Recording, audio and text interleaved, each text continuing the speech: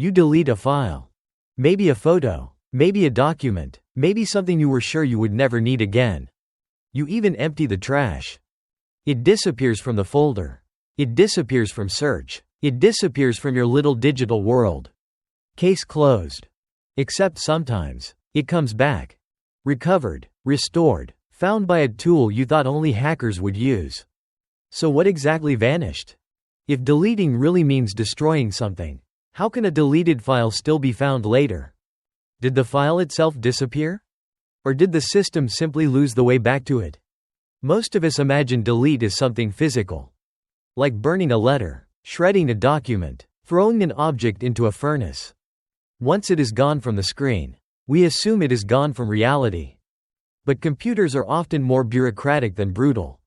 Imagine a city where every house is known by its address. Street name, house number, a pin on the map, a line in the directory.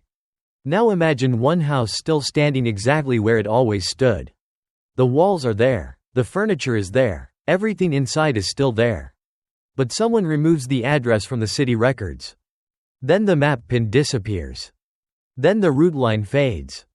If nobody knows how to find that house anymore, what does the city call it? For most practical purposes, it feels gone. Not because the house was demolished, but because the system stopped knowing where to look. That is why a deleted file can sometimes be recovered. Because deletion often starts by removing the listing first. The system forgets the address before it necessarily destroys the contents. The map entry may vanish first, while the underlying space may still hold something for a while. Then later, when that space is needed again, new data may be written over it. That is when the trail really starts to disappear. So the disappearance you saw was immediate.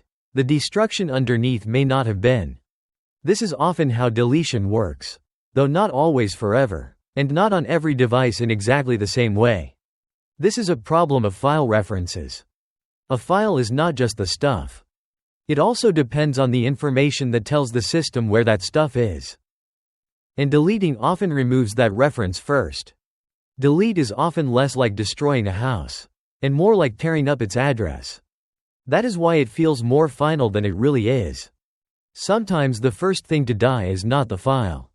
It is the trail leading back to it. If you want more everyday mysteries explained the way software thinks, subscribe. Because the strangest part of technology is not what it does. It is what it only appears to do.